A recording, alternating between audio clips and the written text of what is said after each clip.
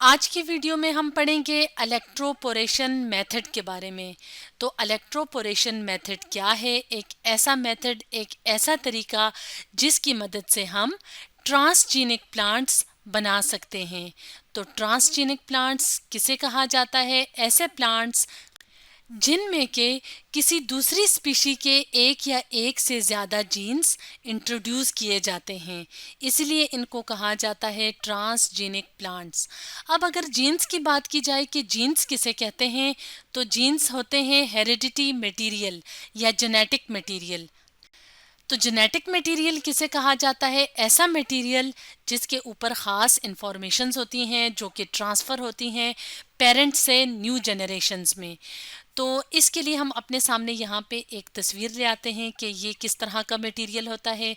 तो यहाँ पे हम अपने सामने एक सेल देख रहे हैं जिसमें कि मुख्तलिफ ऑर्गेनेलीज मौजूद हैं। जैसे कि न्यूक्लियस क्या है? एक ऑर्गेनेली। तो न्यूक्लियस के अगर अंदर हम देखें तो यहाँ पे हमें थ्रेड लाइक स्ट्रक्चर्स यानी धागे की तरह के स्ट्रक्चर्स नज़र आ रहे हैं जिनको कहा जाता है क्रोमोसोम्स। तो क्रोमोसोम को अगर ओपन करके देखा जाए तो इस तरह से ये क्रोमोसोम जो है वो किससे मिलके बना होता है? डीएनए के मॉलिक्यूल से। तो डीएनए छोटे छोटे यूनिट से मिलके बना होता है, यानी छोटे छोटे इस तरह का ये एक हिस्सा है, ये एक हिस्सा है, इस तरह से ज़्यादा सारे हिस्से जो हैं वो मिलके क्या बनाते हैं? डीएनए का मॉलिक्यूल। और डीएनए क्या बनाता है? क्रोमोसोम। तो इन छोटे छोटे यूनिट्स को कहा जाता है जीन्स। तो जीन्स के ऊपर ख़ास किस्म के कोड्स होते हैं, यानी ख़ास इंफॉर्मेशंस होती हैं, तो जो कि मुख्तलिफ कैरेक्टर्स के लिए होते हैं। जैसे कि अगर हम एनिमल्स की बात करें तो एनिमल्स का स्किन कलर क्या होगा, हाइट क्या होगी, आंखों का कलर क्या होगा। इसी तरह प्लांट्स की बात करें तो प्लांट्स में प्लांट की हाइट क्या है, फ्रूट का कलर क्या होगा, फ्लावर का कलर क्या होगा। तो ये जो खसूसियात या जो ये जो कैरेक्टर्स होते हैं, इनकी जो इंफॉर्मेशंस होती हैं ये इन जीन्स पे होती हैं जो कि ट्रांसफ़र होती हैं पेरेंट से ऑफ स्प्रिंग्स में, यानी जो नए इंडिविजुअल्स बनते हैं या जो नई जनरेशन होती है तो उनमें मुंतकिल होते हैं। तो अब अगर हम ट्रांसजेनिक प्लांट्स की बात करें तो ट्रांसजेनिक प्लांट्स कौन से प्लांट्स होते हैं जिनमें अपने जीन्स तो मौजूद होते हैं, यानी अपना जेनेटिक मटेरियल भी होता है, इसके अलावा दूसरी स्पीशीज से भी जीन्स इनके अंदर इंट्रोड्यूस की जाती हैं, यानी अपनी मर्जी के जो जीन्स होती हैं वो भी इंट्रोड्यूस करवाई जा सकती हैं प्लांट्स में। तो ऐसे प्लांट्स को ट्रांसजेनिक प्लांट्स कहा जाता है। तो ऐसे ऑर्गेनिजम्स जिनमें के अपने जीन्स तो होते हैं, मतलब न्यूक्लियस होता है, तो न्यूक्लियस में अपना जेनेटिक मटेरियल तो मौजूद होता है, लेकिन जिनमें फॉरेन जीन्स हों तो उस तरह के ऑर्गेनिजम्स को जीएमओज भी कहा जाता है। तो G stands for genetically, M का मतलब है मॉडिफाइड और ओ का मतलब है ऑर्गेनिजम्स। तो जीएमओज कौन से ऑर्गेनिजम्स होते हैं जिनमें के फॉरेन जीन्स, यानी जिनकी बॉडी के अंदर फॉरेन जीन्स भी होते हैं। जैसे यहाँ पे अगर हम अपने सामने इस तस्वीर में देखें तो यहाँ पे हमें मेज़ या मकई का जो पौधा होता है उससे जो हमें फ्रूट मिलता है जिसको हम छल्ली भी कहते हैं, तो यहाँ पे अगर हम देखें तो ये मुख्तलिफ वेराइटीज़ की हमें जो है वो मेज़ नज़र आ रही हैं या कॉर्न के जो दाने हैं वो नज़र आ रहे हैं। तो ये क्या है? ये जीएमओज हैं, यानी जेनेटिकली मॉडिफाइड हैं, या हम यूँ कहें कि ये जो प्लांट्स हैं इन्हें हम ट्रांसजेनिक प्लांट्स कहते हैं क्योंकि इनके अंदर जो जीन्स हैं वो जीन ऑफ इंटरेस्ट इंट्रोड्यूस की गई हैं।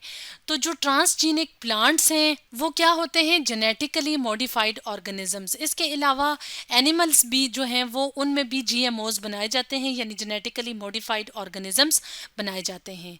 तो ट्रांसजेनिक प्लांट्स की बात करें तो ट्रांसजेनिक प्लांट्स के जो बनाने के तरीके होते हैं तो वो मुख्तलिफ होते हैं। जैसे कि हमने अपनी पिछली वीडियो में देखा था एक मेथड जिसका नाम था एग्रोबैक्टीरियम मेडिएटेड ट्रांसफॉर्मेशन, दूसरा मेथड है इलेक्ट्रोपोरेशन मेथड और तीसरा मेथड है पार्टिकल गन मेथड। तो आज की वीडियो में हम इलेक्ट्रोपोरेशन मेथड को डिटेल से डिस्कस करेंगे। तो जो इलेक्ट्रोपोरेशन का मेथड होता है इसमें क्या किया जाता है? इलेक्ट्रिक पल्स को इस्तेमाल किया जाता है, यानी इलेक्ट्रिक करंट को इस्तेमाल किया जाता है ताकि जो डीएनए है, यानी जो फॉरेन डीएनए है या किसी और स्पीशीज से डीएनए है, उसको प्लांट सेल के अंदर इंट्रोड्यूस किया जाए। तो इलेक्ट्रोपोरेशन मेथड को यहाँ पे हम इस डायग्राम की मदद से डिटेल से समझने की कोशिश करते हैं। तो यहाँ पे क्या लिया हुआ है? एक प्लांट सेल। तो प्लांट सेल, जैसे कि हम जानते हैं कि प्लांट सेल में प्लाज्मा मेम्ब्रेन यानी जो साइटोप्लाज्म और उसके अंदर जो ऑर्गेनेलीज होती हैं, उसके बाहर जो लेयर होती है उसको प्लाज्मा मेम्ब्रेन कहा जाता है। उसके बाहर भी एक एक्स्ट्रा लेयर प्लांट सेल में मौजूद होती है जिसे कहा जाता है सेल वॉल। तो सबसे पहले स्टेप पे क्या किया जाता है, ये जो सेल वॉल होती है प्लांट की, इसको रिमूव किया जाता है। तो जब इसको रिमूव किया जाता है तो अंदर क्या बच जाता है, प्लाज्मा मेम्ब्रेन, और उसके अंदर जो स्ट्रक्चर होता है उसको कहा जाता है प्रोटोप्लास्ट, जिसमें के फ्लूइड पार्ट यानी साइटोप्लाज्म और उसमें मौजूद जो ऑर्गेनेलीज होती हैं जैसे माइटोकॉन्ड्रिया है, जैसे न्यूक्लियस है, तो वो मौजूद होती हैं। तो प्लाज्मा मेम्ब्रेन है और अंदर क्या है, प्रोटोप्लास्ट।